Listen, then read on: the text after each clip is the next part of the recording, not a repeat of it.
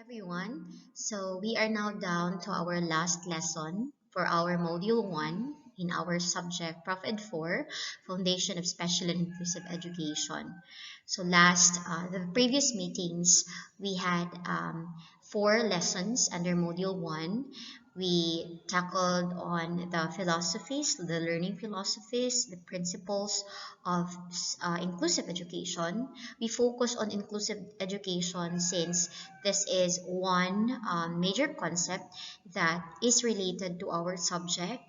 We also talked about the legal basis in inclusive education, special and inclusive education, the history, and lesson 4 was on focused on the dimensions of inclusive development of school communities. So I hope that you have seen the videos I shared in our Google Classroom. And for this lesson, this is actually the last lesson of our module 1, dimensions of social inclusion.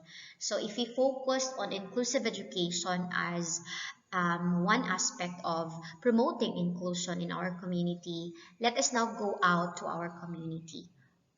Education is just then part of the dimensions that we will be talking about this morning. So what are the different dimensions of social inclusion? But before we'll have that one, let us talk about first, let us define first what social inclusion is. So accordingly, social inclusion is multidimensional. It encompasses social, political, cultural, and economic dimensions. Part of this video will be a supplemental video that I will be sharing in our Google Classroom, and that is all about the summary of the Sustainable Development Goals towards promoting inclusion. So in the Sustainable Development Goals, just like what I mentioned last time, the principles of inclusive education or inclusion, it promotes inclusion to the community, not just to the school but to the community. So social inclusion class do not only emphasize education, it emphasizes the different dimension, the different aspect that would promote inclusion in the whole community or the society. So it has both the social, the political, cultural, and economic dimension, and it operates at various social levels. The most relevant aspects that can be clustered under 3 interrelated domains, we have the markets, the services, and the spaces or the figures later on that you will be learning. These 3 domains represent both barriers and opportunities for inclusion. So each dimension later on will be introduced to you, the different issues and concerns, and the different programs and opportunities for inclusion. It is also relational. It is the product of an equal power relations in social interaction. So last time I mentioned this also, that the idea of inclusion was realized because of uh, different problems on exclusion like poverty, um, uh, health or sickness, or even death, and exclusion in the society, especially the minority groups and the emphasized group who are the persons with disability. So we say that social inclusion is dynamic. It impacts people in various ways and to different degrees over time, and critically depends on the influence of people's ability, their opportunity, and their dignity, which are equally or for the issues and equally distributed among social groups. So, being centered on process and relations, the social inclusion complements the concepts of inequality, which focuses more on disparities between different categories of people. So, in here, the dimensions of social inclusion, we do not only emphasize persons with disabilities but different categories of people. Okay, so are you ready for our topic? Our objective for today's lesson is to describe the 5 dimensions of social inclusion and to explain the importance of each dimension to develop social inclusion.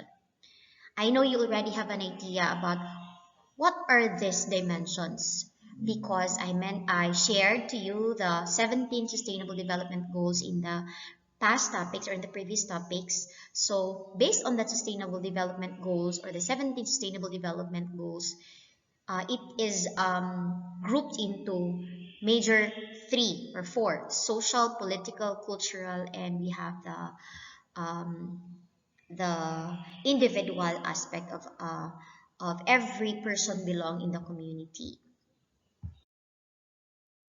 So what is social inclusion? Okay, that's already discussed a while ago. It is about improving the terms of individuals and groups that take part in the society.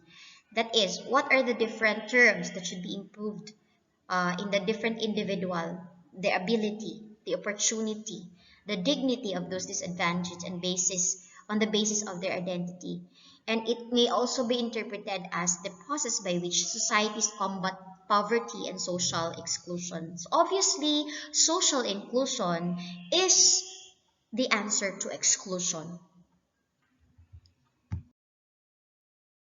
Now, what are the five dimensions of social inclusion? As you can see, class, in the supplemental video that I will be sharing to you also, these five dimensions are actually found in the Sustainable Development Goals. Some of the dimensions may have more than two Sustainable Development Goals related to it. So the five are the economic participation, access to health services, the personal independence and self-determination, education, which is tackled first, but we will have more on this one. And then the last is fulfilling social roles and interacting with society.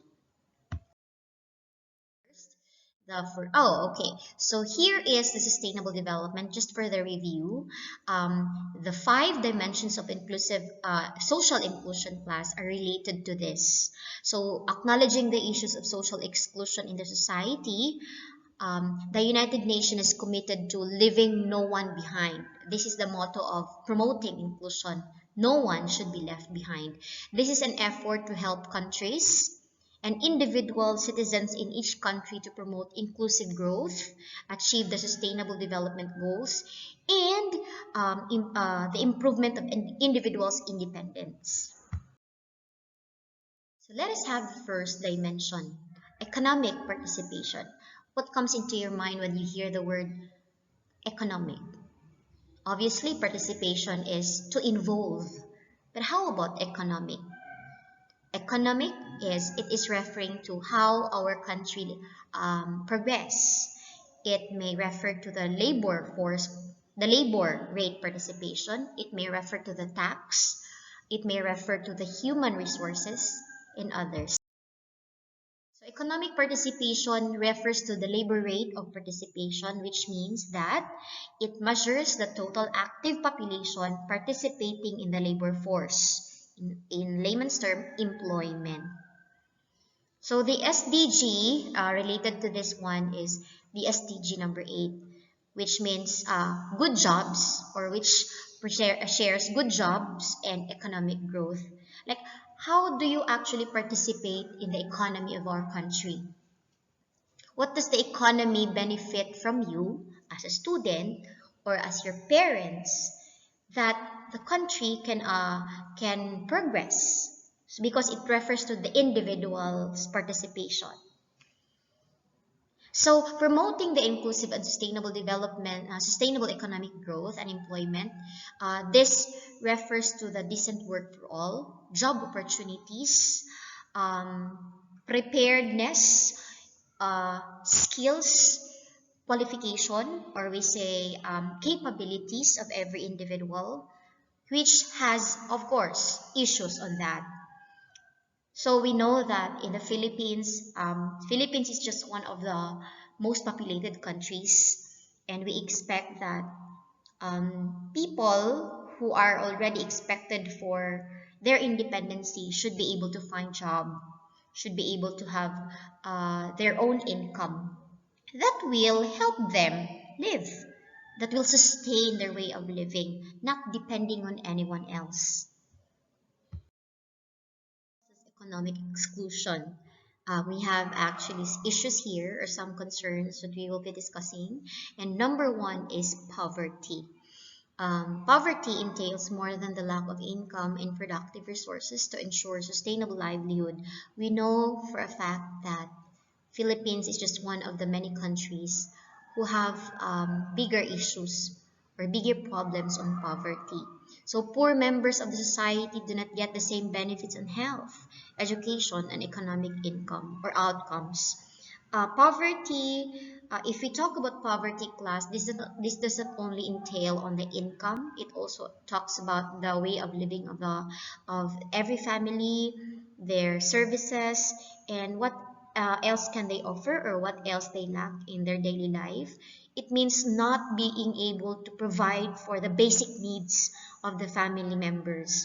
So according to the data or in some data researched or surveyed in the Philippines, it indicates that this is in 2021. It indicates that 16.6 of the population of the Philippines, or about 17.6 million people, live under the poverty line. So, meaning under the poverty line, these are either low to no income, or even those who really can't provide the needs of the daily needs of the family members, those who belong to the marginalized sectors, like they just beg, they depend, and then if they do not have any job and they do not have any source of these basic needs which they can support in the family member.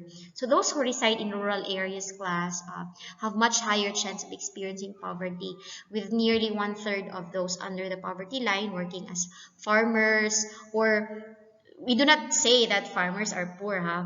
Because there are some farmers who do not own their own land. They just work for the owners. They are called tenants.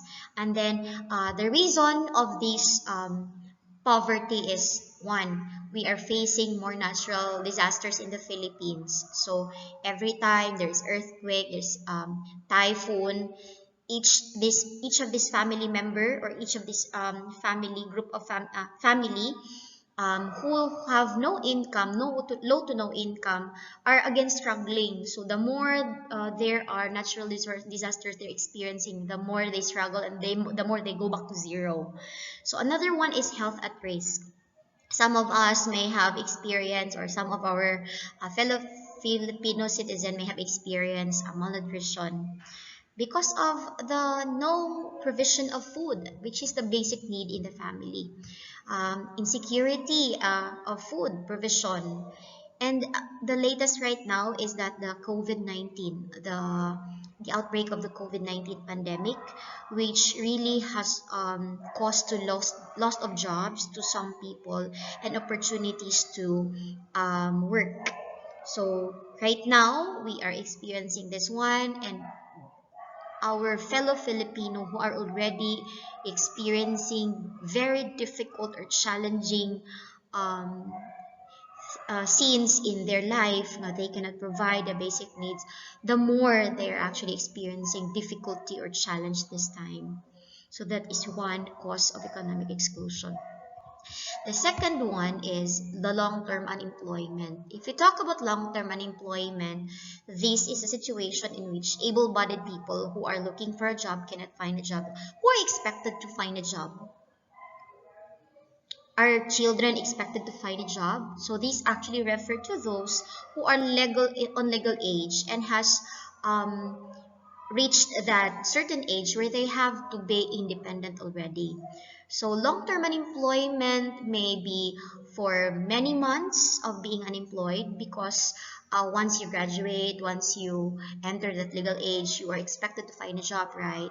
That's for your independence, own independence, and for you to also address your basic needs and your daily needs. So this is another cause, another issue of economic exclusion, that is being able to not find a job. There is other thing that they shared about issues on employment, which is the underemployment. But at least a person has a job, but he's underemployed. When you say underemployed class, the qualification, skills, capabilities of a person is not compensated, not well compensated of his job identification. So there is a job for him, but because he doesn't have any other choice of the job, he just um, apply for the job even if he's more than qualified of another job identification for him. We have the employment discrimination. So we know that not all members in the society get employed because of the high standards, yet standards set by establishments. So of course, the establishment will set high standards for also quality of products, quality of jobs, and quality of their company. But no equal access and services and qualification because of people's differences, such as disabilities, culture differences, gender, religion, political views or ethnicity, and etc. is one issue in the economic exclusion.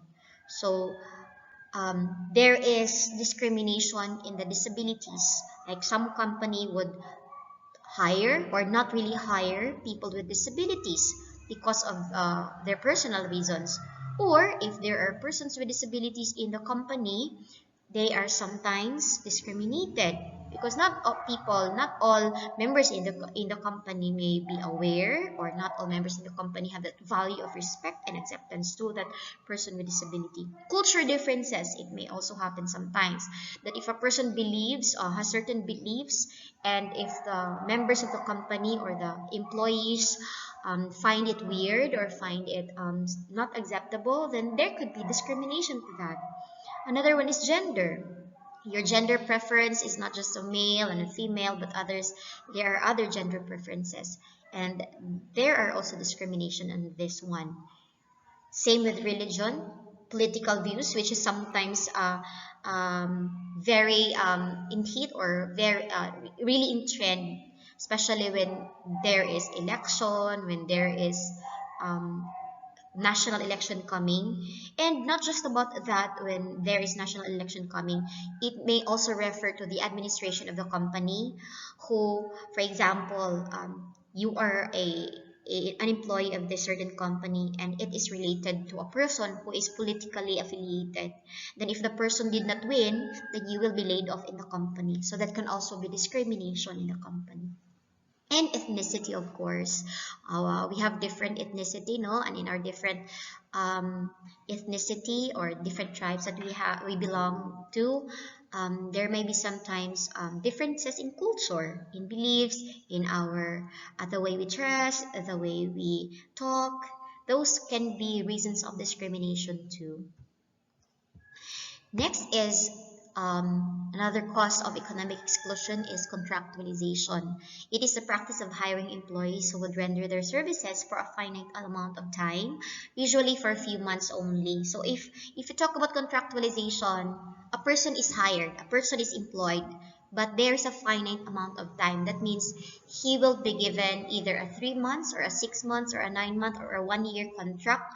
And then after that, if the contract ends, then it's the decision of the company administration or the administration in the company to decide whether he'd be renewed or not.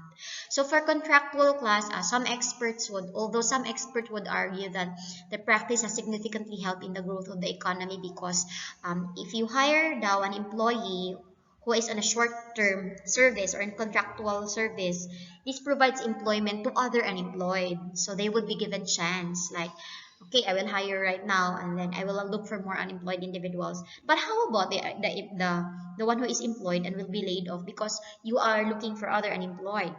So this is in the long run. Accordingly, this improves the status of the economy because many would be given the chance to be employed.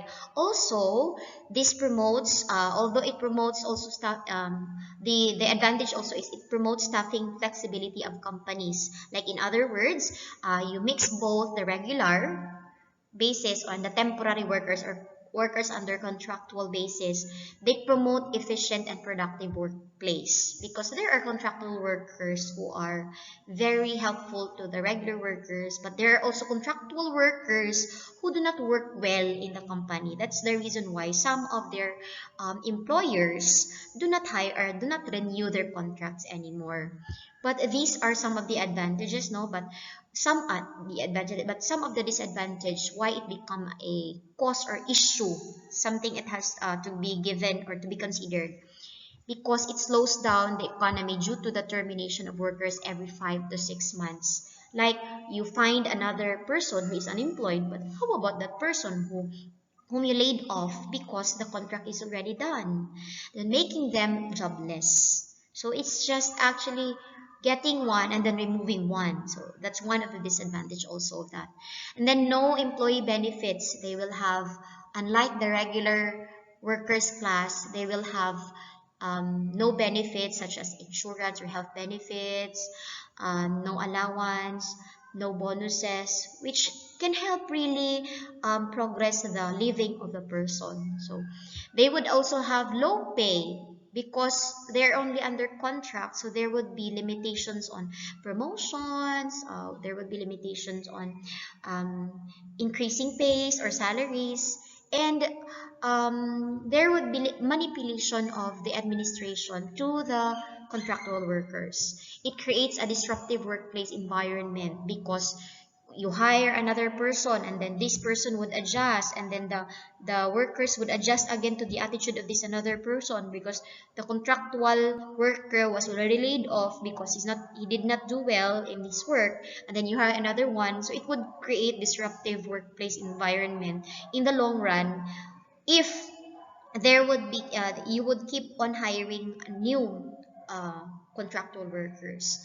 Then it also says that there would be low moral from the side of workers, and then their productivity may be low because they keep on adjusting to the kind of job that they have. Okay, so what are the different programs and legal bases concerning economic participation? Of course, this is to promote or to eradicate at least those issues that we mentioned a while ago. Number one is the 4Ps. I know you're familiar with 4Ps. This is the Pantawid Pamilyang Pilipino program under the RA 11310. So it provides financial aid to poor households that meet certain qualifications to improve the health, nutrition, and education. Take note, health and education aspect of their lives, especially on children, where the government provides conditional cash transfers to a maximum of 7 years. So take note ha, the main purpose of 4Ps is for the education and health services of children, not the parents. It's actually a human development that measures the national measured by the national government, in which they provide conditional cash grants to the poorest of the poor. So there is a qualification for that. They conduct a survey visit to households, and then the income to no low to no income family household. But some issues is um, some of the concerned staff in the government, ang ilahang ipa-join ra is ang katong kaila or kapamilya. So these are some of the issues right now, no? But the government has really initiated guidelines or promoted mandated guidelines on how they should identify members of the poor family or poor family in the Philippines nga who will be given this kind of program or who will benefit this kind of program. So it is patterned that after conditional cash transfer schemes it's actually patterned in Latin American or African countries. They were the first countries who had this program implemented in their country, and then for them it really lifted millions of people around their country, and it became the solution to poverty. Next is we have the housing development. So if we talk about housing development, this refers to the residential area in which the houses have all been planned and built at the same time. So we know though that the house is one of the basic needs, or something to live with, or is one of the basic needs of every human individual. So we have to also consider that the people or poor individuals or those in the minority groups may also need this one. So the department of the government has provided or initiated this housing development for members or families who belong to poverty line, or who are in the poverty line or under the poverty line. They're provided with houses. They still have to pay for the house fees but in very minimal or low lang ang ilang fee for the housing. So commonly these are given to not just only for the poor family, not only for those who are in low to no income, but these are also given to government workers. They provide, like we have the National Housing Authority, as long as you have the Pag-ibig and then you apply for house loan through the Pag-ibig, and then you can get this kind of you can get a unit in the National Housing Authority. But we also have different housing developments in Bukidnon. Like we have one, I think, in Quezon, um, which families are given houses in apartment style siya class, and then they just have to pay a small amount of money to the government, so that the these families would also not depend fully on them. Okay, so let's go back to the four-piece class. By the way, the four-piece class, it is the DSWD, who is a concerned department of the government, the Department of Social Welfare and Development. They are the concerned department in the government sector, to identify persons with families who belong to or who may be given the program or the cash grant. So their two objectives are social assistance and social development, of course. Next is we have the special training for employment, or the STEP program of TESDA. So TESDA, we know that TESDA is a vocational educational system in the Philippines, right? It's still a government sector, or this certain department, a certain program uh, initiated by the government to offer vocational skills training. So it's a training program that offers generally short-term or module based on a training regularization promulgated by TESDA, this step. Its objective is to provide skills and training opportunities for the beneficiaries in the barangays and community. You may ask this one in your LGUs or in your municipality. There are specific schedules that TESDA is conducting this special training for employment um, assessment. So they announce this one, they conduct assessments, and of course look into qualified individuals who would be given the opportunity for the training. So this training conducted by TESDA is given in a short-term basis, like less than a year, and then after that they will be given certificates, and then they are also assisted by the TESDA where they can find a job. So these are skills-related trainings. Next is we have the Department of Labor and Employment. The Department of Labor and Employment Special Employment Assistance for PWDs, or the Tulay Tulong Alalay sa Taong May Kapansanan. So DOLE is the responsible department under the government departments, right, that looks into the what is that, the security and um, what is that, the safety of laborers, or the employees, I mean the employees and the employers. So the DOLE has this special employment assistance for PWD. Still they can be connected in TESDA. So these PWDs who may be good in such skills or certain skills, they are provided with trainings as well under the Tulay Tulong Alalay sa Taong May Kapansanan, and the DOLE looks for a good job, or a decent job for them to be employed. We have the RA 7160, or the Local Government Code of the Philippines. This directs local government units, or the LGUs, to exercise their powers for efficient and effective governance and to promote general welfare for their people. So in 1991 class, the Republic Act number 7160, or otherwise known as the Local Government Code, was enacted into law. This is transferring control and responsibility of delivering basic services to the hands of the local government units, or the LGUs, referring to our municipalities. So it aims to enhance the provision of services in the grassroots level. When you say grassroots level, the foundation, most basic level of the most foundation level, or the first level, as well as to improve the efficiency in resource allocation for its constituents or for the people in the municipality. So it also sought to widen the decision making space by encouraging and participation of the stakeholders. Who are the stakeholders? People living in the community, the politicians or the officials in the LGUs, the we have the schools, or the education system, educational system, and other people involved in the development of the LGUs and for its constituents, the independent living of its constituents. So it especially encouraging the participation of every individual in the community, especially those who are in need or who need assistance. So some of the activities class I shared here in this in the images, no, um, the local government unit surveys for what are the needs assessment of each family household, and then identifies which family needs assistance, especially in times of calamities.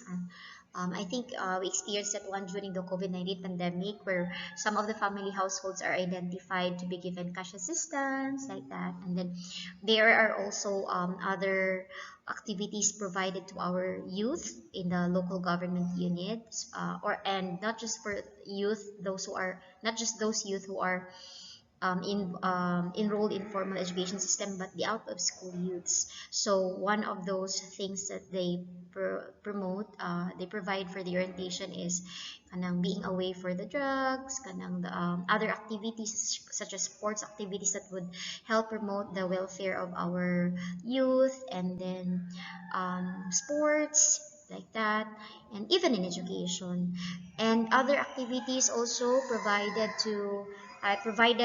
in the locality, which the government or the local government unit has the responsibility, is to provide vocational trainings, especially for those who have no jobs, for parents who are aiming or who wants to find a job or who wants to develop such skills and find a job. And of course, the health services, these are provided in the local government unit. So it's the local government unit who is given the responsibility of the national level to help protect the welfare of its citizens or its member in the government or in the municipality.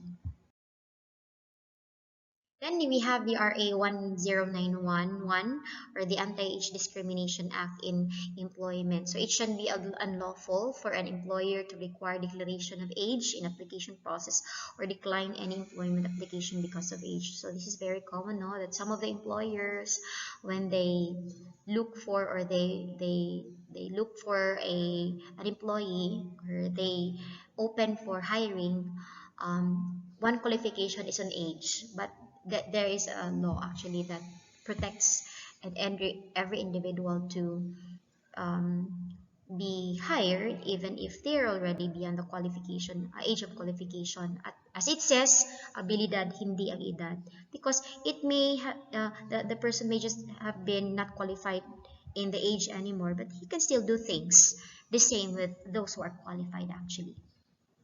Next is we have this one, the PD 442, or the Labor Code of the Philippines. So since economic participation refers to the labor force or the employment rate of Filipino citizens in a community, so there is a certain law or the presidential decree that protects our employees or our workers. So this covers their labor, their full compensation, equal work opportunities, regardless of the sex, race, or culture and beliefs and ethnicity of every individual. So it regulates between the workers and the employees. So there are responsibilities and obligations under this presidential decree, responsibilities and obligation of the workers and of course the employees. Let us proceed to the second dimension, which is the access to health services. So the access to health means the timely use of personal health services to achieve the best health outcomes of each individual in the community. We know for a fact that health is a basic human right guaranteed by the Philippine Constitution of 1987, right?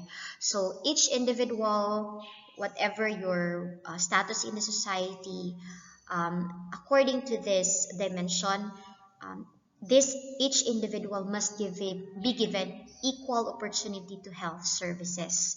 That means whenever we need check up, whenever we need what is that medicines, then we have to be given, or we should be given, or how should we be given by the community the equal services for this needs. Now, the health services class requires three distinct components. These are the coverage, the services, and the timeliness. So talking about coverage, this is how we gain entry into the healthcare system. Usually, this can refer to our insurance coverage, insurance health services in the access to health services. Like some of us, we may have insurances. We have the common insurance right now is PhilHealth. We will be talking about that later on also. So that's all about the coverage. Like how can you access health services through your insurance system, insurance coverage? How can you gain entry to healthcare system through that? Second is the services. So this is accessing location where needed healthcare services are provided, referring to the geographical ability of any health services provided to each individual in the community.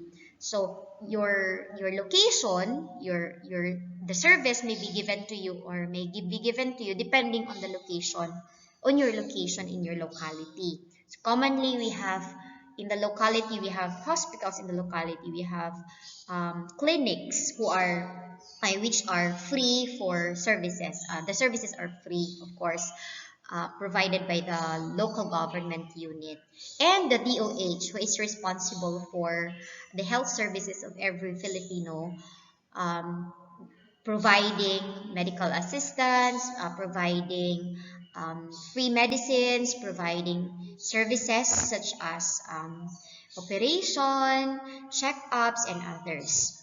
Next is the timeliness. Timeliness is finding a healthcare provider whom the patient trusts and can communicate with, and the ability to provide care quickly after a need is recognized. So this refers to our personal relationship or the availability of the staff who will give or who will provide the service. Like if you are living in a remote area, will there be medical related personnel who can provide your needs right away? And then can you communicate? Is there any quick response on the communication to the provider, a healthcare provider for this person who needs health services? So that's all about the timeliness. So what are the different issues and barriers? So the World Health Organization class is a specialized agency no, in the United Nations organization, and it devotes to international public health services, and the Philippines is actually part of this. So according to World Health Organization, the healthcare services in the Philippines is fragmented or not really equally uh, provided to different walks of life in the Philippines. So some of these barriers, class, are high cost of care. Oh, no, yes, health is wealth. That is really true. So if you are not healthy, then expect that you will really be spending money for your health. Although there are some insurance by the government provided to us, but it's limited. Second is inadequate or no insurance coverage. We do not have a problem on this anymore because the government has initiated program that really covers all Filipino citizens. Although it's limited, but at least there is the assistance, no? And then the lack of availability of services. This refers to the human and facilities. The human services and the equipment or the facilities provided to the person who is in need of the health services. Very timely, no? right now, as we are experiencing the COVID pandemic, many of us are losing our sanity, or not sanity, losing our patience and motivation to really be healthy, because even if you are healthy, even if you really tried your best to be healthy and to be careful, virus will really attack you anytime. So this is a challenge right now by the government. Nga, it even happened last year na there's a surge of cases in pandemic where um, each individual who is infected with the virus is needing help or assistance, not just the medicines, but really the assistance of the hospital. So this become the biggest problem in the time of pandemic. Now um, we have limited or minimal facilities in some hospitals, especially hospitals in small areas or in rural areas.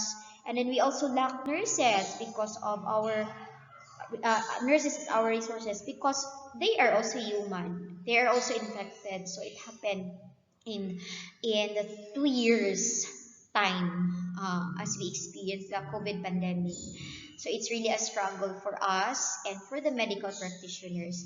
But even before the time of the pandemic, there has been issues on the facilities. Like, this does not only refer to the facilities, no, like ultrasound equipment, bed equipment, hospital rooms, like that. It may also refer to the labs, to the medicines that are provided for free by the government hospitals. So there are some issues on that as well. Like I remembered before in the government hospital here in Malaybalay, some of the patients who really just depend by in the government. They cannot even be given medicines for free in the hospital because there are no more medicines. So they have to buy outside, even the dextrose, even the syringe. So that becomes an issue. And the human resources class. Don't you know that some of our medical practitioners prefer to work abroad, prefer to work in the other country because they are not well compensated in the Philippines? That they defend on the fact, or that uh, that notion that their services are really needed. It's really a priority service that should be provided to every Filipino. Kay health is the basic need, or our health is, this is our human right. So we lack these human resources because some of our medical practitioners go to other country. They do not work here anymore because of the low salary. And then others are also working in the other country because they want to have higher salaries, and they also want to have more comfortable life to experience in the future. So that's one. And then the lack of culturally competent care, such as the assumptions and beliefs of community members. This now refers to our like specific beliefs depending on our ethnicity, depending on our culture. Like some of our fellow citizen in a community or in the Philippines, they believe in such idea that such illness cannot be cured by the doctor, but only what is that? Only their culture and their tradition and their belief can answer to the question. But of course, an example for that is kanang mga barang-barang plus ba, kanang mga gihilabtan sa engkanto. Of course, we have beliefs on that, no? Because I myself believe in the rituals, in the binisaya nga mga klase nga pagtambal, but we really have to consider as well checking or be checked by the medical experts, aside from just depending on the those things, rituals, kanang mga pamuhat and all. It's okay to believe in them, but we really have ourselves be checked by the medical experts because they really can explain it further. They're the ones man nga masabtan nila unsay nahitabo sa imong body. Like, why are you bleeding? Why are you getting so skinny? So it's like that.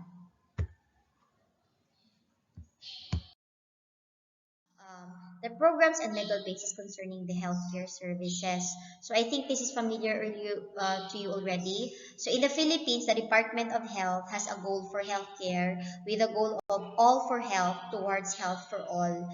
This is the Philippines agenda in 2016 to 2022 for the family health or the family health 2022.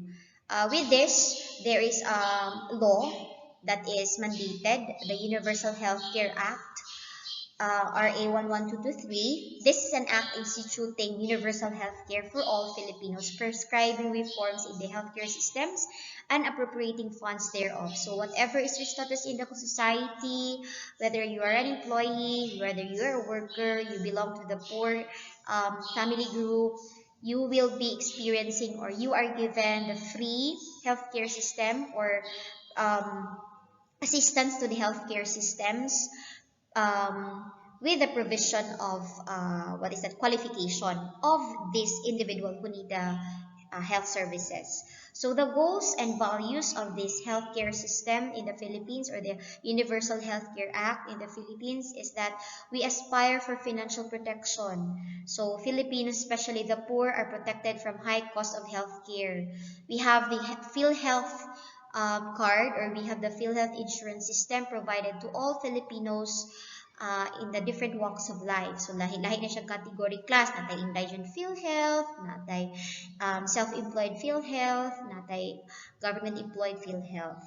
And then the better health outcomes or Filipinos attain the best possible health outcomes with no disparity. So the government really initiated for programs and monitoring in the different localities na naa sila'y na IDOH or Department of Health in the different localities that would monitor or be available when in times of health services needed. Just like my mom is one living proof that she really received a free checkup and medicines from the Department of Health. So it also depends on the initiative, no, and the implementation in the government, local government unit. But again, that is expected for them.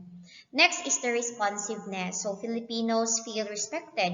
We have to feel valued and empowered in all of our interaction with the health system. So if you see some hospitals who do not accept patients who seem to have no money, so of course for private hospitals that's expected, but for government hospitals the patients have the right to be admitted and be assisted by the medical health practitioners and given the right health services that they need.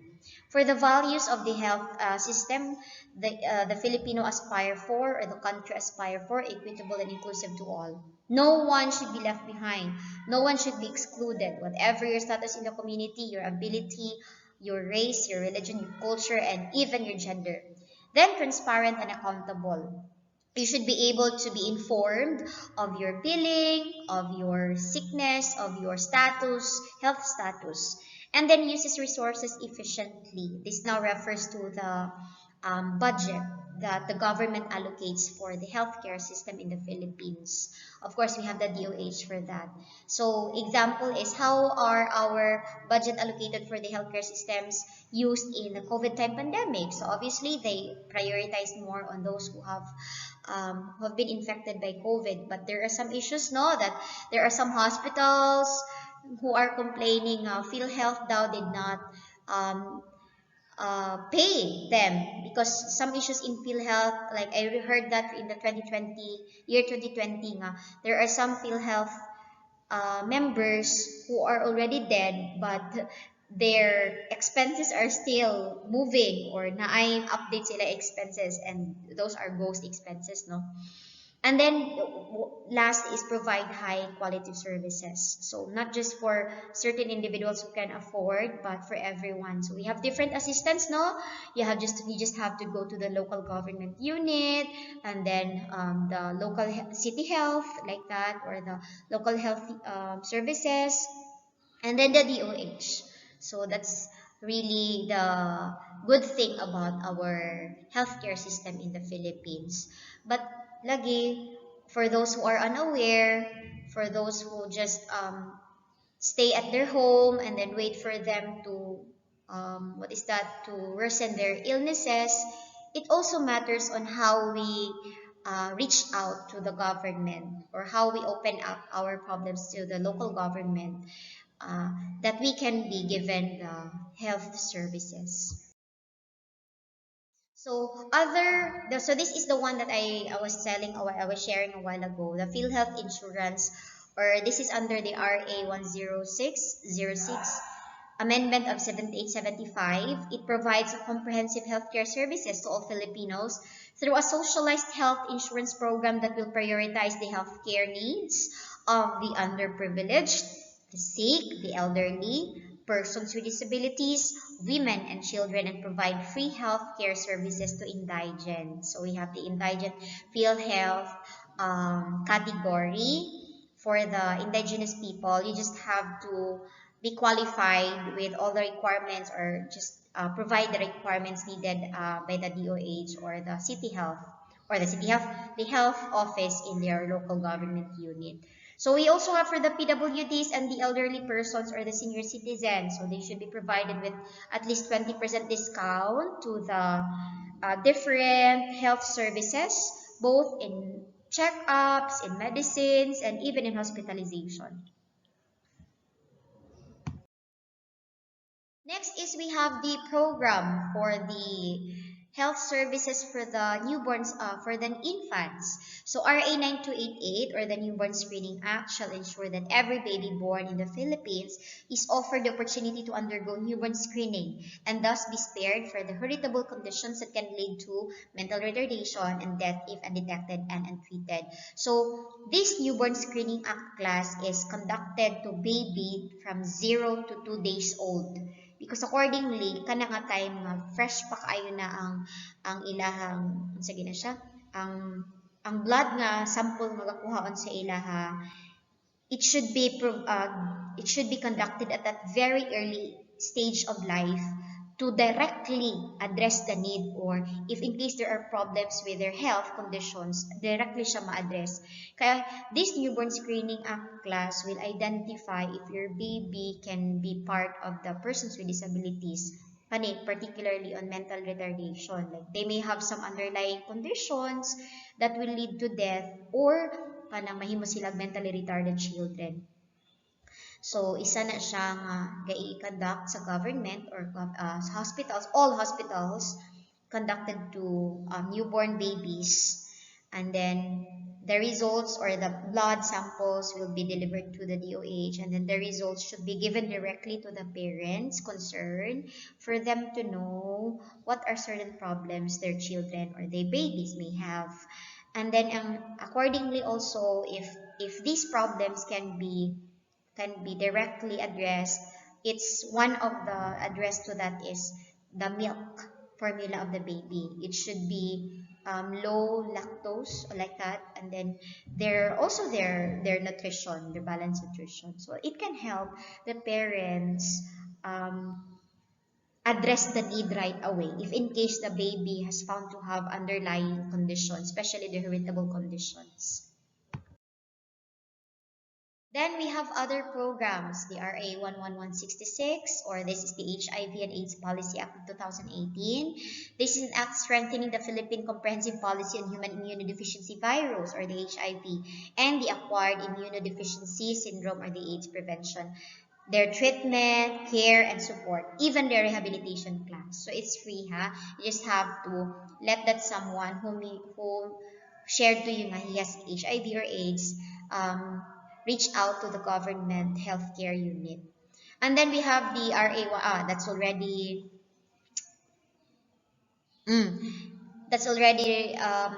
mentioned a while ago. RA 11228, an act providing for the mandatory field health coverage for all persons with disability. This is a different one. PhilHealth for PWDs, amendment from 70 to 77, or the Magna Carta. So it is specifically defined now, or stated now, that they have to be given mandatory PhilHealth coverage, the PWDs. So they don't have to pay for that. And then we have the RA 10754. This is an act expanding for the benefits and privileges of persons with disability. So specific privileges, benefits that they can get, that's under 10754. And then the last, this is very important, the Responsible Parenthood and Reproductive Health Care Act of 2012, or RA 10354. What are these, ma'am? These are the different programs or activities initiated by the government to help family members, family heads, or we have the parents, the husband and the wife, to be conducted with family planning, contraceptive pills or contraceptives, for them to really plan for their family and become responsible parents for their children. Let us proceed now to the third dimension. So the third dimension, class, is the personal independence and self-determination. Say personal independence, it's a state of being free from the control of some other person, country, or entity. Why is this part of the dimension of social inclusion? Because, of course, we are referring to individuals' participation. So the individual's independence and self-determination should also be improved or promoted for us, or for each individual to live independently in the community. This is emphasizing our persons with disabilities and other minority groups in the community who may sometimes be dependent on the community and other people because of their limitations in ability, in their status, and other reasons. So take note, independent living is the one of the most significant aspects in supporting the inclusion of people with disability. Diba, I already shared this last time, that the goal of SPED and inclusive education is independence to each person who is experiencing challenges or difficulties or disabilities. So take note of that, huh? So this should not only be given also to persons with disabilities, but also other groups or minority groups in the community who may seem to be dependent, such as those who belong to poor group or poor families, those who belong to isolated individuals or excluded individuals in the community. So that's one, personal independence. Not really being free na what you can do, you have to do it, but also abiding by the law and the norm in the community. The self-determination, on the other hand, is a combination of skills, knowledge, and beliefs that enable the person to engage in goal-directed, self-regulated, and autonomous behavior. So it is also an understanding of one's strengths and limitations, together with a belief in oneself as capable and effective individual. Now, I would like to ask you, do you have this ability now in your age, at your age? You are college learners, independent learners. Are you self-determined already? Have you acknowledged your strengths and weaknesses for you to attain your goals? Like, how did you encounter, or how did you counter fight, or how did you surpass the challenges or the problems that you encounter in your adult years, or young adult years, or adolescent years? So you encounter that, or you surpass that through, of course, your skills that we refer to, like problem solving skills, your ability skills, and other skills that may needed to each of you, or to each individual, for us to be independent and for us to attain our goals. Take note that we live in a community where we have to involve ourselves in the different groups or in the different institutions. So our existence as an individual in the community is not um, an existence that, in a way, we can do things, we can do all things on our own. We really have this some group of individuals or group in the community where we have to rely on for us to also develop our personal independence and self-determination. They are our motivators, they are our help assistants, they are also our inspiration for us to really grow as an individual. So these institutions are the government, the family, and the community. There are other institutions where maybe shared to you later on, but I will focus on these three. First, of course, is the government. Government is The fund's services, including the direct financial assistance, supports the disabled people, or the disabled people receives extra support from the range of government agencies. Its support is responsive to the evolving needs of the disabled people over their lifetime. So it's the government who also have the responsibility to help or assist those people with, with disabilities and other groups in the community who may need their assistance. So although class, we have the government who gives us the assistance, the people who needs this assistance should not depend everything to the government. Kaya ang government class, ang naga ang money sa government is also from the people. So how we actually pay our taxes promptly and honestly, that's also what the government use it, and other funds that the government may have to give to the individuals who need special needs or special assistance. So that's one, the government is one institution. There are specific departments in the government who are that are concerned for the needs of the different individuals in the community, such as we have for the DSWD, we have for the PWDs, we have the children, that's under the DSWD. We also have for the workers, we have the DOLE, or the Department of Labor and Employment. We also have for health services, we have the DOH. So there are different departments of the government that addresses our needs or assistance for us to really be part of the community and be given equal service in the community. Next is the family. So the family is the smallest institution, no, in the community, but it's really one of the most important institutions in the community, because this is where we grow. This is where this is an institution where we first know things about the world and our community. So we have to receive unending support and love from our family. The family should provide the needs, especially the parents, of course, and not obliging the children to work in exchange nga gitabangan sa parents. No, we are not obliged to really work hard para musuklian para mabalik nato ang nagastos sa atong parents sa atua, but in a morality, or in the morality, in the aspect of morality, we do that in return. Tanaw ng utang na loob, di ba? So that's how we have our family as our moral support system. So it's the family who encourages an individual to be accepted and to be who they are in the community. So it's the family who also molds us our values, our beliefs, and the way we think about things and the way we handle problems. Next is the community. Community is valuing and personal appreciation of the individual with disabilities. It's the community who is responsible to know or be aware of who these individuals really need special help or assistance.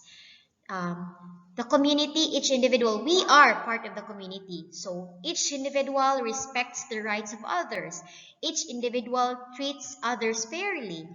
Each individual helps others, especially when they are in need. So as long as you can help and whatever you can help, you are expected to do that as part of the norm. What are the issues concerning personal independence and self-determination? So there are a lot of issues, class, no, that we can consider, or that are considered in the hindrance towards personal independence and self-determination. So one is discrimination. This is, you may read 7610. That's a law that states the description, or what is the definition of discrimination. So it is the act of making unjustified distinctions between people based on the groups, classes, or other categories to which they belong or are perceived to be belong or to be part of. So people may be discriminated on the basis of race, gender, age, religion, or sexual orientation, as well as their other categories. So when does it usually occurs? When does it usually occur? I mean, when it is when individuals or groups are unfairly treated. So if there is unfair treatment in a way which it is worse than other people are treated, or on the basis of their actual or perceived membership in certain groups or social categories, discrimination happens uh, when you are unfairly treated, or when someone treats you in not in a good way compared to how they treat others. And we cannot afford to have to be treated that way, because we have equal rights, right? When you are if we are all humans, and then humans have the equal rights, so we have to be fairly treated whatever our status in the community is. So that's one issue in personal independence and self-determination. The second is bullying. So what is bullying? Do you know what you have any idea about bullying? So of course, we keep on hearing the word bullying, like cyberbullying, like that. But it's the repetitive and intentional hurting of one person or group by another person or group. This can be done individual to individual, individual to many, or many to individual. As long as it is intentional and repetitive and it's hurtful, that is actually bullying. But if within a friend and it's not hurtful, and you just repeatedly do it just to tease, or does that irritate your friends, that's not actually bullying. But if it is without the consent and it is hurtful and intentional and repetitive, then that's how you define bullying. So it can affect relationship, no?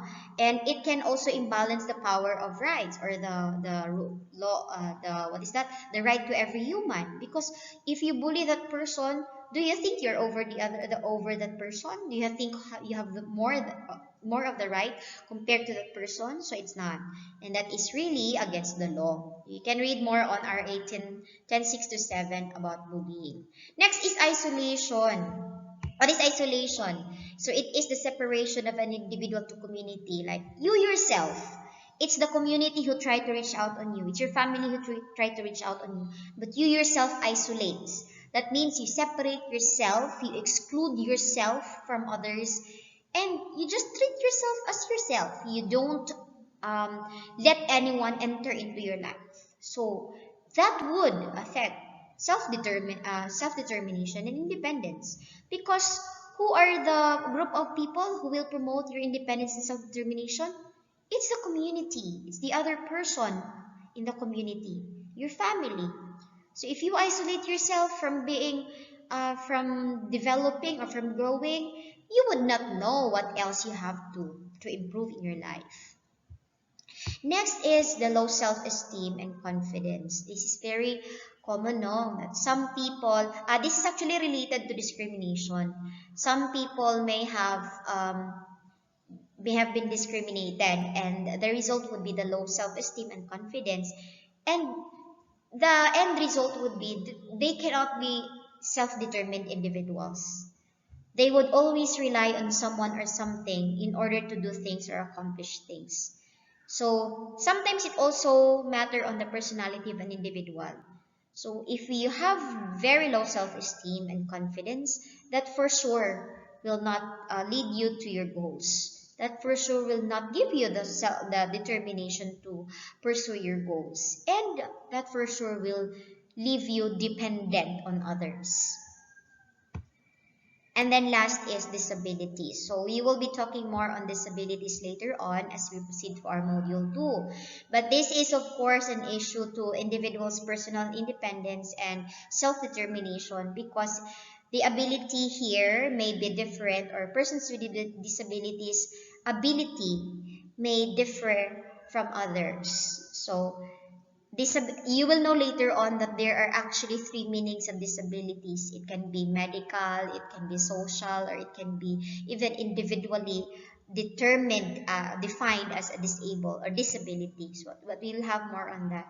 But it's one issue and concern, because again, you may be different, your abilities may be limited, your skills may be limited compared to others, and that affects your independence and self-determination.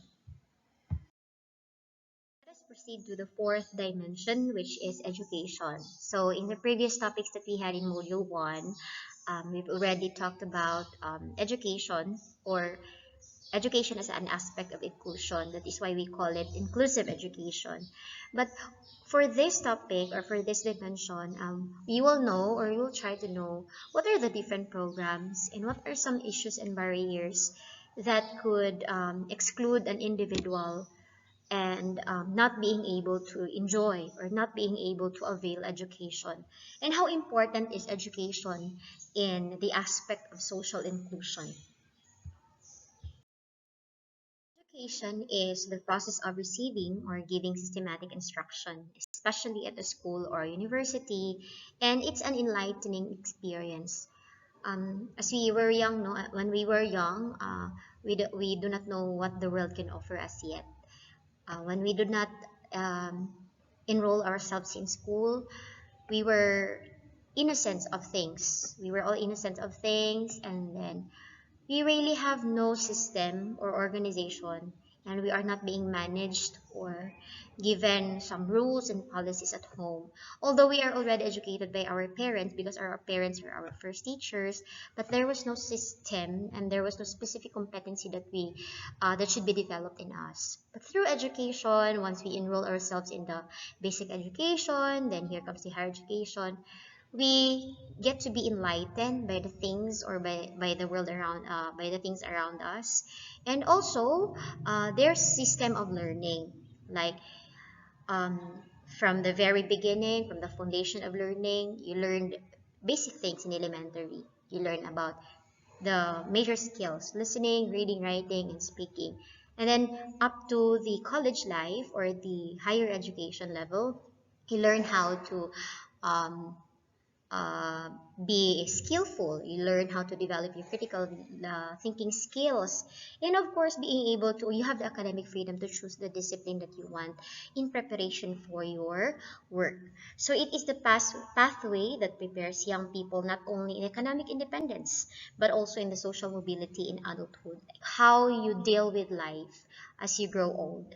So education 2030 framework for action states the Sustainable Development Goal, or the SDG number 4. This is to ensure inclusive and equitable quality education and promote lifelong learning opportunities for all.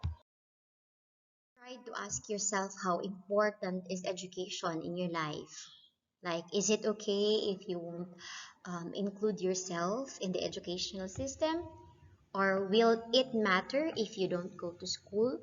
So there are some importance of education, especially in social inclusion, and of course in the individual. So some of these are that is to it is the instrument of changing discriminatory attitudes. So through education, an individual learns about values, because values are not only caught but it's also taught. It also may make an individual become aware of his surrounding and be aware of what is right and wrong. It's actually taught in schools. Values are also taught in schools, aside from the things that we are learning. So it also offers a wide range of opportunities for those who are exceptional and diversely gifted individuals. So through education, we get to know the things around us. We get to be skillful. We get to develop our skills, our abilities, and even discover our talents. It's also an opportunity to learn things that are beyond what we expected to develop within ourselves. And it promotes values and virtues that needed for inclusive education. So I know once you go out later on in this school community or in this institution, you will graduate later on. You will not be teaching these things that we are teaching on you, but you will be applying these things to your future learners. So by this, you promote virtues and values to your learners. And your learners who are also enrolled in school at a very young level, they would also be aware and they would also be taught by you, and they would also be improving their values and virtues in order for them to participate, to understand, and to accept and respect others. So what are the international legal and standard setting instrument of education? So the best or the most common um, guideline or program, not just in the Philippines, not just promoted in the Philippines, but around the world. This is the Education for All.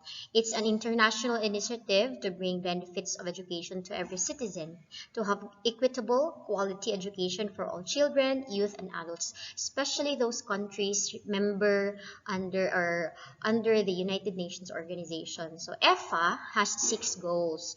These are to expand early childhood care and education, that early childhood care and education should be mandated and be implemented in as part of the basic education, and provide free and compulsory primary education for all, to promote learning and life skills for young people and adults, to increase adult literacy by 50%.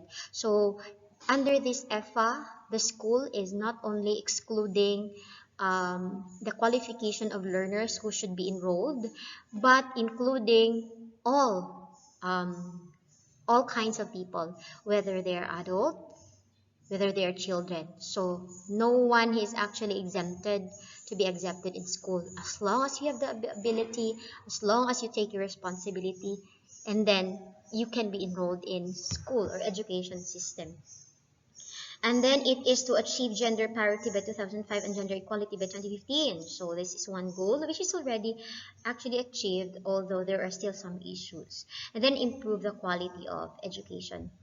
I think this is always the goal of education, to improve its quality, because as the generation, as there are different generations in the different years coming, the needs also arises, and the kind of instruction also changes, or the kind of strategies and approaches also changes or modified, because our main clientele in education are our students. So we have to address the needs of our learners or our students, and to help them achieve or reach the competency skill that is expected of them. Are some issues and problems in education. So here are some of the common problems and issues in education, no, that may hinder a child or an individual to be educated and to receive quality education, and to promote education in the areas. Okay, so we have one, poverty. So I already discussed what poverty is all about, but this can be a problem in education, since although we say that education is free in the basic or elementary and secondary years, but there are other miscellaneous things that we need to consider, such as the food and other allowance. So this poverty has become an issue. But there are programs provided by the government or initiated by the government that can help address problems in poverty nga dili na noon maka-eskwela ang estudyante. So one of that is of course the 4Ps and other scholarships. Next is deteriorating quality of education. So deteriorating quality of education, if we talk about it, this means that the quality or the competency expected for the learners are actually not met, not achieved. And there are other factors that can lead to um, deterioration or negative effect in the quality of education. One, of course, one factor is the geographical aspect in education. For example, if students or areas who are located in remote part or the rural part of the countries may be affected by the fact na they are inaccessible, dili maagian og sakyanan, dili maagian og motor, magkinahanglan pa mo tabog og tubig para lang maadtuan sila. So that can deteriorate because there would be just a few teachers who are assigned there, and teachers are handling a lot of students, and also the materials that they may be using, and teachers that may be assigned there cannot concentrate or cannot really address all the needs of the learner. So that's one. Another thing is that the situation that we are facing right now, so it can be another deteriorating quality of education, no? Because we cannot deny the fact that Philippines is one of the countries who are really having difficulties and facing the challenges in how education should still be delivered to learners amidst the pandemic. So some of us may be experiencing difficulties such as accessing to internet, accessing to schools. But even prior to the pandemic, this has become an issue also because um, the reason behind is that skills, the major skills that should be developed in learners are not developed. So what are the major skills or literacy skills? We have the reading, listening, writing, and arithmetic, or listening, reading, writing, and speaking. So we have to develop that, and that should be developed to our learners at a very young age. Other factors could be in both students and teachers, such as the lack of motivation, lack of support, and of course, the lack of the courage or will to really promote quality education.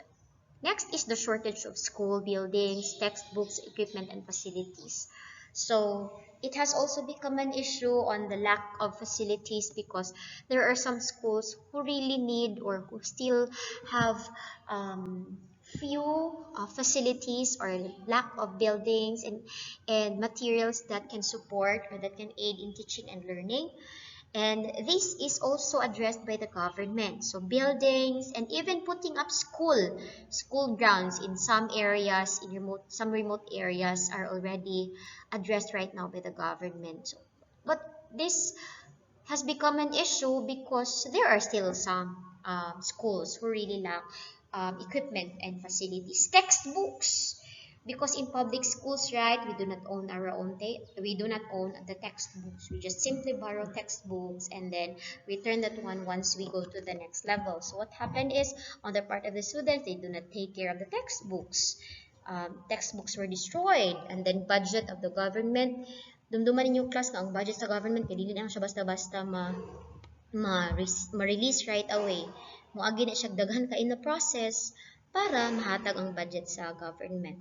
So sometimes pag magpatong-patong na siya nga mga problema, it has become an issue. It becomes an issue already. Next is globalization issues in education. So in the 21st century, learning skills to be developed to our learners, we also expect for them to think globally and to be aware of the things happening around them, not just in our country but internationally. But the issue behind promoting globalization, mind of globalization to our learners, is that they are not even aware of their community, their local community. So you have to be aware locally, you have to be localized, you have to inculcate to your learners that they should be aware of their local community first before being aware of the things that are happening around them, both in the national and international aspect. Next is culture differences. So culture differences may also be an issue in education because when we talk about culture, this can affect our beliefs, the way we live, the way we think about life, or about things. So in some areas, they would consider, or some cultures, they would consider education as simply enough in the basic aspect, the basic level of education, but not thinking that this should be continued in adult life because the competency that should be taught to learners once from the very beginning, or from the most foundation of learning down to the to the upper or to the higher level of learning, or to the higher level of education, of educating them, should be completed. So this can become a problem if the culture may affect the way of thinking of the child not to proceed or not to continue schooling. Next is exclusion of children with disabilities. So we will have more on this one on module 3, but this also becomes an issue because some children, especially those children who belong to the poor family and who are not aware that there are these such programs and assistance and initiatives by the government and the Department of Education, that they can still go to school even if they lack the ability or they may have difficulty in things. So this they can be excluded in learning, or they can be excluded in enrolling in education in the formal educational system, because they thought that being a disabled person would not bring them any more good to them, or will not give them the free education. Next is living at risk areas or war zones. So another problem and issues, no, in education is that when we have this kind of students and we're living and we are working in an area where there is war zones and areas that are at risk, such as those areas nga moagi pa og tubig, moagi pa og kanang um, daghan nga lugar para makaabot sa school. So isa na siya nga problema, no? And in war zones, very common example are those schools in our places nga naa sa bukid nga wala siguro si mana nga dili sila masuruyan sa mga rebels. So that can affect the quality of education that supposedly our learners are experiencing. Next is the distance from home to school. So distance also matter. Like this may remove or may minimize motivation to go to school, motivation to learn, because of the fact that they're very far from your school, and then they still have to travel or walk like 3 hours before they can reach the area. No? So that's another example. That's another issue or problem. Then gender inequality and discrimination. So discrimination in schools, that depends on your age, your status in society, your ability, your role or your gender. Those can become a problem as well in education. And then the lack of funds. So we cannot deny that even if we have the budget from the government, still the funds are not enough. So that is why, as responsible citizen in the country, we have to pay our taxes. We have to be honest, because that also, those taxes that we pay are the ones we are actually using to progress, to help promote programs that will aid the need of those who are in need. um, Inequity, those who given appropriate needs, or giving appropriate needs to those who really are in need. So what are the trifocal educational systems in the Philippines? So we have three educational systems in the Philippines. Of course, the two are very common to you. The Department of Education, which handles the basic education. So concerning the basic education, it is responsible for ensuring access to, promoting equity in, and improving the quality of what kind of education? Basic education. So this serves, or this caters the development of learners, knowledge, and their foundation in learning. Second is the Commission on Higher Education. This concerns the tertiary education, under RA 7722. By the way, DepEd class, the RA that is concerned, or that relates to DepEd, is the K to 12 curriculum, or RA 10533. But for CHED, we have the RA 7722. And this Commission on Higher Education um, program or system in the government and the educational systems in the Philippines caters learners in the higher level or higher institutions. So college, you now belong to CHED. So the college institutions belong to CHED right now. And what does it give, or what does it provide to learners? It provides learners their needed competency skills when they become future professionals or workers. So they prepare the college students to um, face the real world of work, and to prepare for their adult life, and of course let them choose their own disciplines, whatever they're interested in, or what skills suit them in the discipline that they will be choosing. And the last is the Technical Educational and Skills Development Authority, or the TESDA. So if we have basic education, or the DepEd as concerning basic education, that's from kindergarten to high school. We have the CHED for the tertiary education or for the college students. Then we have TESDA, and then TESDA is for the vocational training education. So it's a vocational skills development that manage and supervise technical education and skills development provides training and post-secondary or middle level manpower for anyone who wish to enroll in TESDA. So it does not mean that you are enrolled in the college and you cannot be enrolled in TESDA anymore. Again, TESDA provides vocational educational training. That means it's a non-formal educational system, and it both can partner with DepEd and Commission in Higher Education. Like when you graduate later on, I think part of the requirements in your application for teachers in the DepEd or in the Department of Education is the NC2. So you have to enroll yourself in TESDA, or as early as now, pwede na kayo na mag-enroll pa sa inyong NC2 in TESDA because that's already a requirement. We are down to the last dimension, the fifth one. It is now fulfilling social roles and interacting with society. So from the first dimension, we've talked about our participation in the community through our labor, I mean. So we are expected to be workers or to function in the community as individuals who are responsible for our independent living. And then the second one is how we access health services because it's part of our basic need as human being, our health, diba? That's part of our basic needs. So we need to receive equal access to health services. And then the third is how we promote or develop our personal independence and self-determination.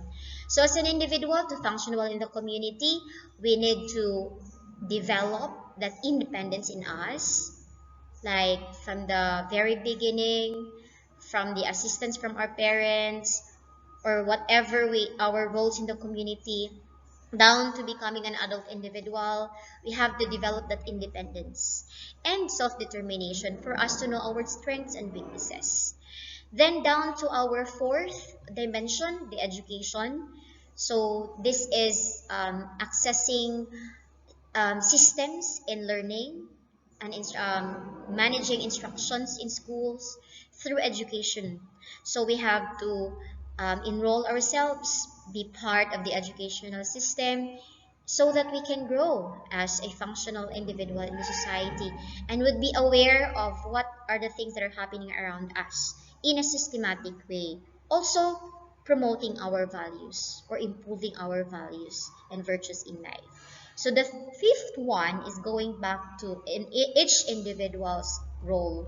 Like, how do you actually see yourself as important in your, how do you see your importance in your community? Do you participate in your community? Do you fulfill your roles in the community? How do you interact? Because there's a saying that goes na no man is an island, right? You cannot live in your house alone. You cannot be in your own alone all the time. You always need others in order to grow, in order to know your strengths and your weaknesses, and in order to see if what are still the things that should be developed in you. So that's on the fifth dimension of social inclusion. So what are social roles? We keep talking about fulfilling social roles. So if you talk about social roles class, these are set of duties, responsibilities, expectation, and behavior based on the norm and what expected of an individual in society. Our roles are what we play based on our status in the society. So if you talk about status, this is how we are titled in the society. What is our position in the society? Like, for example, for you, your status could be you are a student, at the same time you are a daughter, at the same time you are a leader, a school leader, a youth leader. So those are your statuses. Take note, we don't have, no one has any single status in the society. Each of us have our more than one statuses in the society. So based on these positions in the society, With the statuses that we have in the society, there are expectations of behaviors and responsibilities from us based on the norm or what is expected of an individual in the society. Okay, so the expectations, then the responsibilities, duties, and behavior then that is expected from you is your social roles. So for example, your status is you're a student. So what is expected of you as a student? You have to come to school regularly, participate class activities, and submit your requirements as a student. So since you choose that kind of, or you have that kind of status, you have to fulfill your role with basing on that status of yours. And our roles and our status are our own choices. Some are our own choices. No one told you to be the leader, but you chose to become a leader. You may not become a student, you may not enroll yourself as a student because that's a freedom, of course. You have your own belief, you have your own principles in life, but if you choose to become a student, then you have to fulfill your role as a student. So that's just how we have to analyze things in fulfilling our roles. Now, some of the different institutions with different roles are portrayed by us. So our role or our status in the community may be different in our roles in the community may be different in our family. That depends on our status. Like some of us, our statuses are students, daughter, simply as that. You can also be a friend. Yeah, you can be someone who can lean on you. But this may also differ in the community. Others may be leaders in the community. Others may have responsibilities in the community. So we have to take note that our statuses depends on the kind of institution that we are in uh, and we participate. So family, of course, you cannot deny. You have your own family, so you have to fulfill your roles as a family member in your family. Then community.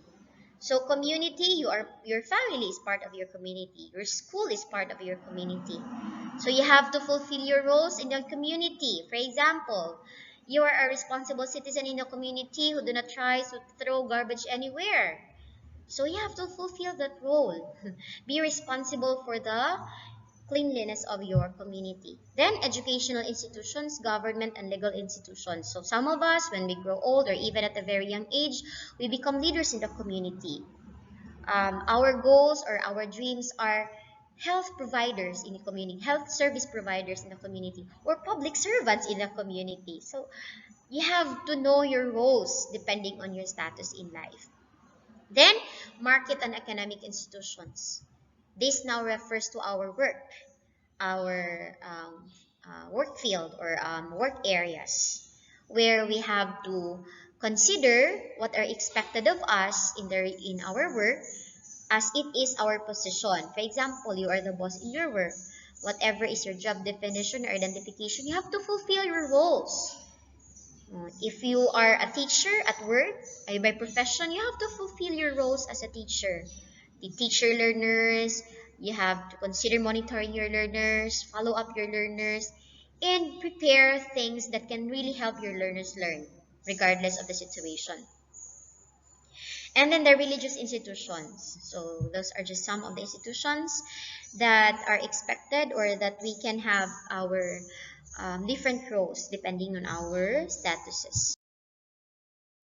So what are some issues in fulfilling our roles? So of course there are two. Actually there are three class, but I'll just share two. I don't know if the one is shared in the other slide, but we have the role conflict and role strain. So if we talk about role conflict, this happens when role demands from a different statuses conflicting with each other and causes stress two or more statuses. For example, you're a student. So what is expected of you as a student? What are your roles as a student? You have to attend classes. You have to submit requirements on time. You have to update your teachers if in case you cannot submit your requirements on time. And you have to pass. You need to pass that level in order to proceed to the next level. So if you have more than one statuses, like not only being a student, but you are also a daughter, you're also a mother, you're also a leader. So these statuses demand different roles, and sometimes we have conflicting roles, because as a student you want to study, you want to attend classes, but as a breadwinner in the family, you are the one giving financial needs, or you are the one supporting your family. You have to work at the same time, and if you have a child, you have to take care of your child. So there is conflicting roles depending on the statuses that you have. The second one is role strain. Role strain is when the role demands from a single status and the difficulty in meeting such roles. This does not now involve other statuses, but that single status that you have, there would be strains in your statuses, and there would be negative effect in your role. For example, ma'am, what is the example for that? Example, your status is you are a boss in a company, and then it is your role to take care of your constituents or to your members, to give them, to motivate them to work better and to increase their salaries just in case it's needed. But because you have not enough funds, you have no enough funds, you lack skills as a boss, you lack leadership skills, so there would be strains in your roles and you cannot fulfill such role. That's example of a role strain. Another one is if you are a mother. That specific status of a mother demands a lot of roles. For example, you need to take care of your baby. If your baby gets sick, you have to bring him or her to the hospital. And then if the baby grows already, you are also responsible to teach him or her the values. So if you are a mother but you do not know how to take care of your baby, then that could be a role strain. Okay? That's a single status demand, but you cannot fulfill it because you yourself do not know how to achieve or to fulfill the role because of other factors, not with other statuses conflict, but other factors. Now, what are the different types of interaction? So, this dimension also talks about how we interact with society, right? Like, you cannot just sit there and keep quiet and then people will talk to you. No. If you want an information, you have to talk to someone. If you need an answer, you have to interact with someone. If you also want to express your feelings, your emotion, and ideas, you also have to interact with someone. And if you want to disagree or argue with someone or suggest something, you also have to interact with someone. So, what are the different types of interaction in order that we can fulfill our roles? Although this does not demand all the time that we need to interact with somebody else, but in some situations, we really need to. One is exchange. So exchange, what is that exchange? Exchange is interacting in an effort to receive a reward or information in return. So it's the most common form of interaction. Example, if you want to ask question, you want an information, that is exchange. If you want to be rewarded, you want to answer, then that is exchange. The second is competition. When competition is when two or more people oppose each other to achieve a goal only one can have. Commonly, this is almost the same with conflict, but this one is you interact through competition in order to win something or a reward, such as debate, such as contests. So those are examples of competition interaction. The next is conflict. So conflict is you still argue, the same with competition, like you you oppose or you may agree, but conflict is to really deliberate, having the deliberate attempt to control a person by force. So that means you are persuading someone else, you disagree to someone else, or you oppose to someone else, or even harm someone else through your words, in order to have your own satisfaction. So, in other term, this is the clashes between individuals in their idea that can commonly lead to chaos. But we do not think of conflict as a negative one, because there is what we say positive conflict or healthy conflict. You disagree in order to disagree. Pareha kay tabo karon ba sa election, we have different political views, lahi-lahi po ng atong mga beliefs, lahi-lahi ang atong mga principles, so lahi-lahi ang atong mga candidates. So we have this conflict, we disagree on things in order to agree on a common goal. So conflict must not lead to chaos or violence. Instead, this should this should exist in order to achieve unity on the last end, on the last part, or in order to come up with a common goal or idea that is disagreed but later on what is that uh, given neutrality or agreed by everybody else or by the majority. So that is the meaning of conflict. Then cooperation. So this is another very common type of interaction. No? So you simply interact or you provide information or you talk to your workmates or your teammates in order to achieve a goal that is for the benefit of the whole team, not just your team. Example, you are in a soccer team. So in order to win, you have to cooperate, interact, and within cooperation class there can be conflicts, there can be exchanges, so other interactions actually follow, such just that I personally identify or specifically identify which part what specific type then of interaction is happening. So cooperation is you talk, you interact, you give information in order to have goal, and then that goal will not only benefit you but the whole team. Then the last is accommodation. What's accommodation? It's a state of balance between cooperation and conflict. Now, in between cooperation, conflict and cooperation class always happen, especially when you interact with more than one team or more than one people, more than two people. So the balance of that is if you have both conflict and cooperation, then that's accommodation. So you give a little and take a little. So there may be time in the whole period of interaction, there may be time that you disagree. There would be, what's that? Violent reactions, but at the same time, on the later part, there are realizations, and of course, you come up with a common goal.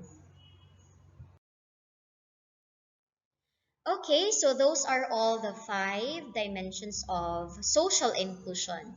So I hope that with those 5 dimensions of social inclusion, we will be more inclusive in mind, in heart, and of course in our actions.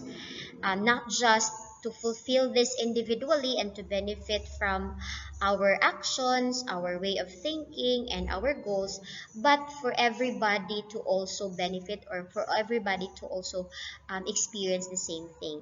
So if you want to read more on the 5 dimensions of social inclusion class, there's no specific book on this, but you can read these references I gave here: the Family Health 2022, the ncda.gov.ph, because there are specific mandates there linked to the different laws and different programs or departments in the Philippines that will help you identify what specific program or government can help.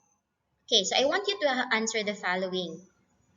So this is, I think this is part of your activity in your lesson 5, but try to just answer this on your own. Number 1 is, how is social inclusion important in your community development?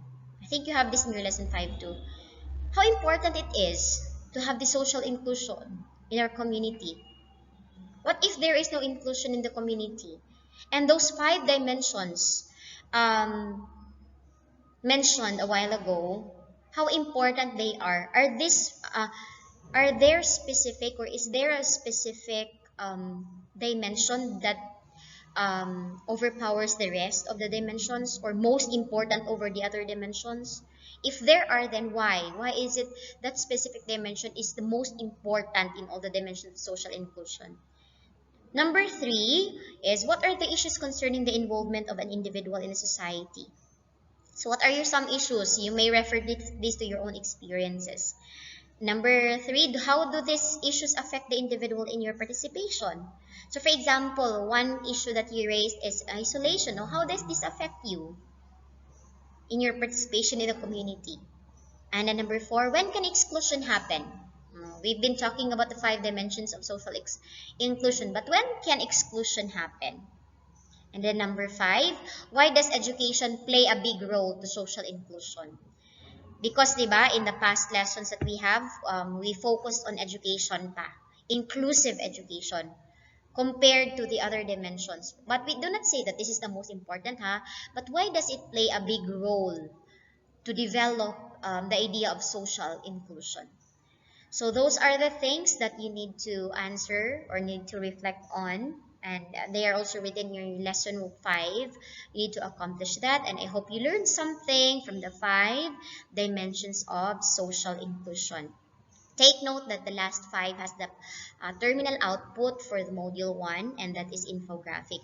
I would like you to read the last page of lesson 5, and please accomplish the task individually for the infographic. Um, the instruction is so clear there that you have to make an infographic of the specific lesson that you want to choose to summarize. So it's either you will choose the learning philosophies, the history or the historical basis, the legal basis, the, what is this? What's the one? What's the other one? The dimensions of inclusive development and the dimensions of social inclusion. So you just have to choose one of the 5 lessons that you can make an infographic. Just in case, class, you cannot make an infographic because you lack the gadget or material, you can create it through cuttings and letterings. But make sure to differentiate it from collage, ha? Kaya naisip collage. Read about what is infographic and its guideline on the rubric and the guide I gave you in your lesson 5. Or if you want to read more about infographic, you can search that in the internet. What is an infographic and what is an example of an infographic?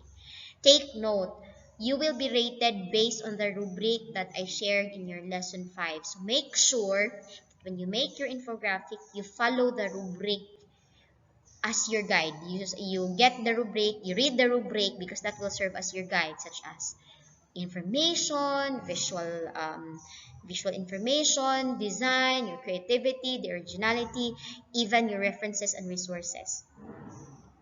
Okay, so I think that would be all. In this topic, I would like to give this quote to you by Robert Hensel.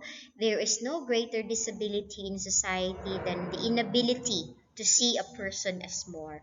So this means that there is no such thing as disability in the world. There are only special abilities in the world. And it is in not respecting, not accepting, and not having the right attitude that one can become a disabled. Disabled in the values and in the conduct. And that would be all. Thank you so much for listening.